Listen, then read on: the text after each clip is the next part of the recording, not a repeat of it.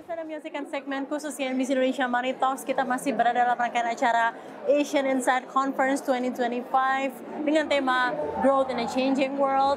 Dan saat ini kita berkesempatan untuk berdiskusi bersama dengan Head of Group Strategic and Marketing Communication Indonesia, Bank DBS Indonesia, Ibu Mona Monika. Ibu Mona, how are you? Ibu, terima kasih telah bergabung bersama kami di CNBC. Ya, terima kasih juga untuk waktunya. Ibu, menarik di event ini, di Asian Insight Conference, banyak sekali isu yang dibahas itu adalah tentang ketangguhan, resiliensi ya, kemandirian dan juga pembangunan yang inklusif.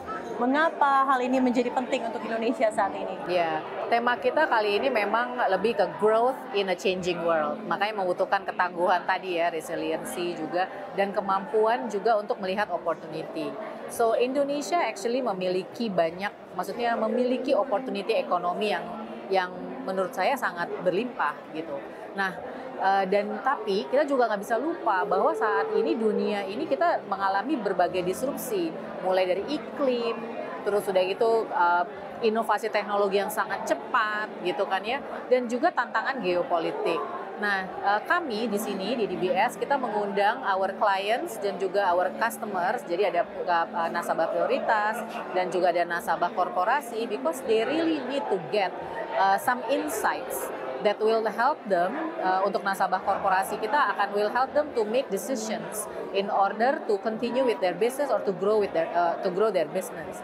And while our customers yang nasabah prioritas, mereka membutuhkan juga insights yang membantu mereka untuk membuat keputusan atas bagaimana saya mengembangkan kekayaan saya, atau bagaimana saya mencoba mengcapture good investment opportunities, for example. So that's why di acara ini kita mau menampilkan bahwa hey, Indonesia is actually full of opportunities, but at the same time we realize what are the challenges, and yet these are the insights that will help you untuk overcome that challenges and seize those opportunities. Ya, Bu Mona, yang juga kami notice di CNBC Indonesia adalah Bank DBS itu menjadi salah satu bank yang cukup aktif berbicara dan memadvokasi ranah ekonomi dan juga pembiayaan berkelanjutan atau sustainable financing. Apa sebenarnya peran konkret Bank DBS dalam memperkuat ketahanan ekonomi Indonesia saat ini dan juga mungkin sejalan dengan program-program prioritas pemerintah yang ada? Jadi saya melihatnya kita punya framework yang cukup 360 ya menurut saya. Framework di mana we are very much committed to the sustainability agenda. Jadi kita punya framework di DBS itu, it's part of our DNA basically, dan kita sangat mengusung tinggi our sustainability agenda. Nah, framework kita itu ada dibagi 3 pilar. Jadi pilar pertama itu adalah responsible banking. Nah, responsible banking itu merupakan bagaimana kita berusaha mengadvokasi, mempromosi, membantu nasabah korporasi untuk bertransisi menuju bisnis yang lebih green gitu. Nah, jadi kita punya yang namanya transition financing, sustainability financing, atau sustainability linked loan, products seperti itu. Nah, kita juga berusaha untuk terus mempromosikan produk-produk investasi bagi nasabah prioritas terutama yang memang ada hubungannya dengan ESG. Jadi produk investasi yang berhubungan dengan ESG itu selalu kita berusaha advokasi dan promosikan. Jadi dan kita edukasi more. Jadi more and more of our nasabah tidak hanya mampu gitu dan bisa bertransisi ke bisnis dengan lingkungan yang lebih dampak lingkungan yang lebih baik, tetapi nasabah prioritas kita, nasabah individual kita juga mampu berkontribusi terhadap ESG itu sendiri. Nah, di pilar kedua kita ada yang namanya responsible business practice. Nah, untuk responsible business practice is how DBS walk the talk. So, jadi kita nggak hanya kayak we're promoting this, we are advocating this, but internally we actually didn't do anything. Yeah. So it is very important for us as an institution that internally in our day-to-day operation kita juga memperhatikan agenda atau komitmen kita terhadap ESG ini, gitu loh. Jadi contohnya kita itu seluruh sampah kita itu sudah dikelola oleh, baik di Indonesia ya, jadi nggak hanya di Jakarta, jadi di seluruh cabang kita di Indonesia itu sudah dikelola oleh salah satu penerima dana hibah wirausaha sosial atau social enterprise kita yang bernama Waste for Change. Ya. So they're the one who actually collect our trash dan juga help us untuk memilah sehingga very minim and hopefully zero zero to landfill trashnya gitu. Nah, kita juga selain itu kita juga ensure bahwa kita di tiap cabang kita ada part yang dimana pelan-pelan tapi pasti ya kita juga menambahkan solar panel for example to actually support our electricity. So dan kita punya target juga, kita juga punya target every year penggunaan kertas, tapi targetnya makin lama makin harus turun gitu. Jadi every year tuh biasanya kita dimonitor penggunaan kertas supaya semakin lama semakin turun, dan bagaimana kita juga mengadopsi teknologi secara advance in order yang sifatnya manual apalagi yang membutuhkan material seperti kertas dan lain-lain itu bisa semakin lama berkurang dan kalau perlu tidak ada sama sekali. Luar biasa Nah, berarti itu responsible business practice ya. Jadi it's how we walk the talk. Itu salah satu contoh lah ya. Nah, di pilar ketiga itu ada yang namanya kita sebut impact beyond banking. So we're not only a bank who actually think about how to make money for example, how we actually increase our transactions, how bagaimana kita bekerja saja, tetapi bagaimana kita juga berkontribusi kepada masyarakat di Indonesia, terutama di negara kita beroperasi. And this is very important for us. So that's why powered by DBS Foundation, jadi impact beyond banking ini kita itu banyak melakukan, kita punya program-program. Jadi ada program satu, program development project. So development project, we work with NGOs untuk ada program-program dengan 2 tema khusus. Tema pertama adalah inklusi dan tema daily needs. Daily needs di sini adalah jadi ada inklusi keuangan, terus ada peningkatan literasi dan juga nutritious food atau food security gitu. Jadi kita bekerja sama dengan NGOs. Kita sudah mulai tahun lalu kita sudah mulai dan tahun ini kita juga sudah kita luncurkan. Kita bekerja sama dengan Yayasan Decoding, Yayasan Humanis, di Asia Foundation. Kita melakukan program development di Kalimantan Barat untuk inklusi keuangan dan bagaimana kita membantu perempuan yang memiliki mikro bisnis. Dan juga kita membantu perempuan yang memang mungkin mereka adalah ibu rumah tangga atau mereka sudah ada pekerjaan. Baik mereka mungkin di farming, berkebun, atau misalnya mereka adalah guru. Dan bagaimana mereka bisa mendapatkan side income. So dengan di Asia Foundation, we're actually developing this pelatihan. Satu, yang sudah memiliki bisnis bisa grow, yang belum memiliki bisnis bisa punya side income gitu. Nah, dan kita juga punya project lagi di Nusa Tenggara bersama Humanis. Di situ bagaimana kita melakukan pelatihan kepada farmers untuk food security. So it's alternative farming. Jadi kita tahu bahwa padi susah banget tumbuh, rice susah banget tumbuh.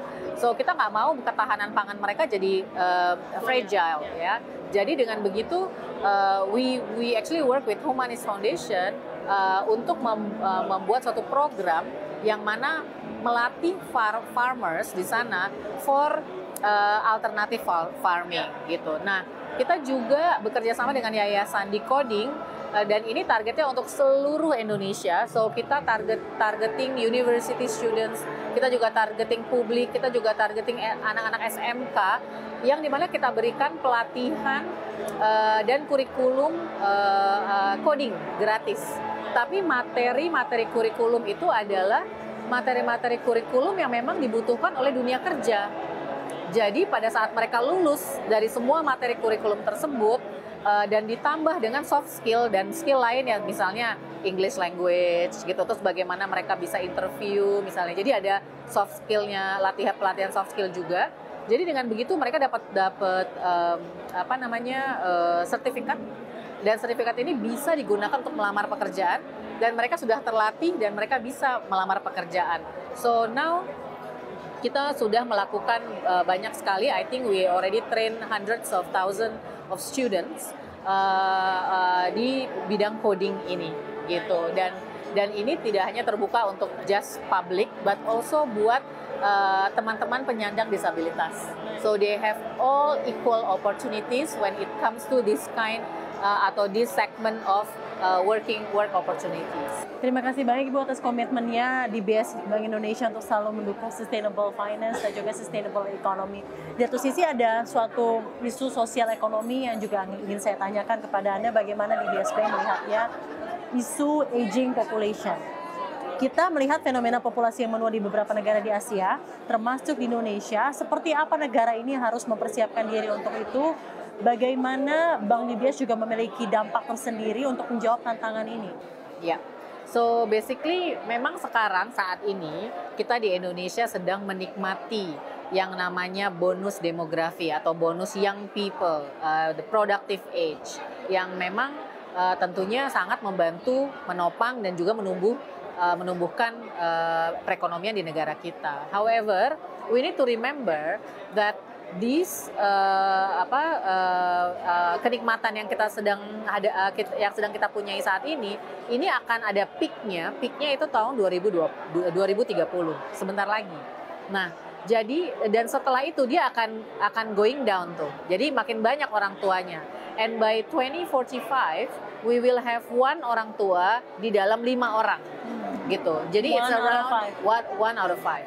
So around 20% of our penduduk population. Nah, itu besar sekali, dan kalau kita tidak mempersiapkannya dengan baik mempersiapkan opportunity-nya, infrastrukturnya, resiliensi mereka, dan bagaimana mereka kesadaran mereka untuk mempersiapkan dirinya gitu ya. Bagaimana mereka menghadapi hari tua tersebut, baik dari segi kesehatan hingga segi ekonomi mereka, maka itu akan bisa memberikan tantangan yang lebih untuk ekonomi kita kan. So therefore di BS Foundation kita juga punya satu komitmen lagi, di mana kita ini ingin benar-benar membantu negara di mana kita beroperasi, terutama di Indonesia, untuk mempersiapkan diri kita ke arah sana. Okay. So it's not only about the resiliency of the aging society itself, but also the resiliency of the economy.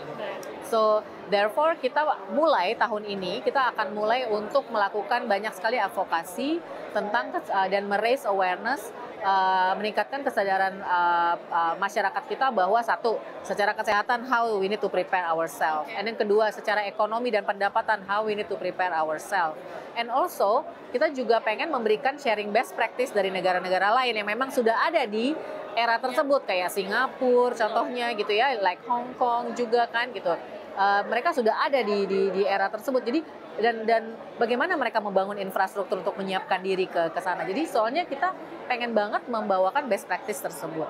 Nah, selain itu kita juga ingin mengajak dan menstimulasi social entrepreneur dan social enterprises di Indonesia untuk dibangun dengan cost atau impact yang arahnya ke sini, mempersiapkan atau membangun inklusi people with people yang sudah menua atau people yang sudah di usia retirement, atau yang social enterprises atau bisnis yang membantu untuk mempersiapkan mereka ke arah sini. Jadi ada inklusi dan juga ada persiapannya.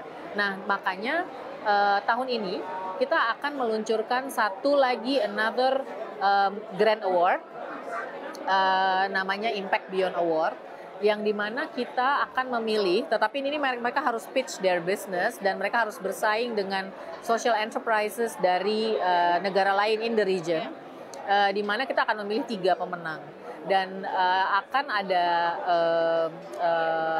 dana hibah yang akan diberikan untuk satu pemenang tersebut itu akan bisa mendapatkan $1 million Singapore dollars gitu. Nah, jadi saya juga ingin sekali mengajak teman-teman, anak-anak muda gitu ya, yang founder dari startup dan social entrepreneur untuk membangun bisnis-bisnis yang menciptakan dampak positif, yang membangun inklusi bagi orang-orang yang memang sudah ada di usia pensiun, tapi juga social entrepreneurs yang mempunyai dampak-dampak sosial di mana mempersiapkan orang kita sekarang untuk ke arah sana agar lebih resilient secara finansial mungkin atau kesehatan. Dan juga kita mau cari social entrepreneurs atau social enterprise yang mungkin arah bisnisnya untuk menciptakan infrastruktur yang memang dibutuhkan gitu. So this year kita berharap makin banyak social enterprises atau social entrepreneurs Indonesia yang bisa ikut this Grand Award. Baik Ibu Mona, jadi tadi Ibu juga sudah menyampaikan kepada kami DBS Foundation, Grand Awards, dan bagaimana komitmen Anda untuk bekerja sama dengan social entrepreneurs untuk tackling this social economic issue which is aging population. Pertanyaan berikutnya, apa yang ingin Anda sampaikan mungkin kepada umum, kepada publik, dengan siapa sebenarnya Bank DBS Indonesia ingin bekerja sama untuk memperkuat dampak dan impact ini, Ibu?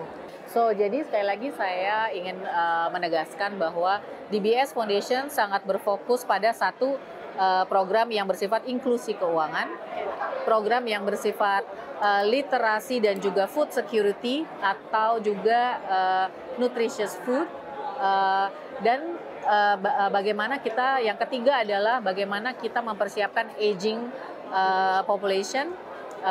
Jadi kalau ada mungkin institusi, organisasi yang memang punya arah dan dampak atau misi untuk memberikan dampak positif di 3 tema tersebut, kita sangat terbuka. Baik dari NGOs misalnya atau another social enterprises gitu kan ya, atau mungkin mitra-mitra yang lain memang yang memiliki misi yang sama, so can contact us gitu ya. Jadi dan kita dengan tangan terbuka ingin sekali bekerja sama karena at the end of the day this is for masyarakat Indonesia. The betterment of Indonesia. Yes. Terima kasih banyak Ibu telah berbincang bersama kami di CNBC Indonesia. Sukses untuk acara Asian and South Conference 2025 Growth in the Changing World. Terima kasih banyak juga telah bergabung bersama kami. Sehat selalu untuk Ibu Mona. Terima kasih sama-sama. Dan demikian diskusi eksklusif kita bersama dengan Head of Group Strategic and Marketing Communication Indonesia Bank DBS Indonesia, Ibu Mona Monica, CNBC Indonesia Beyond Business.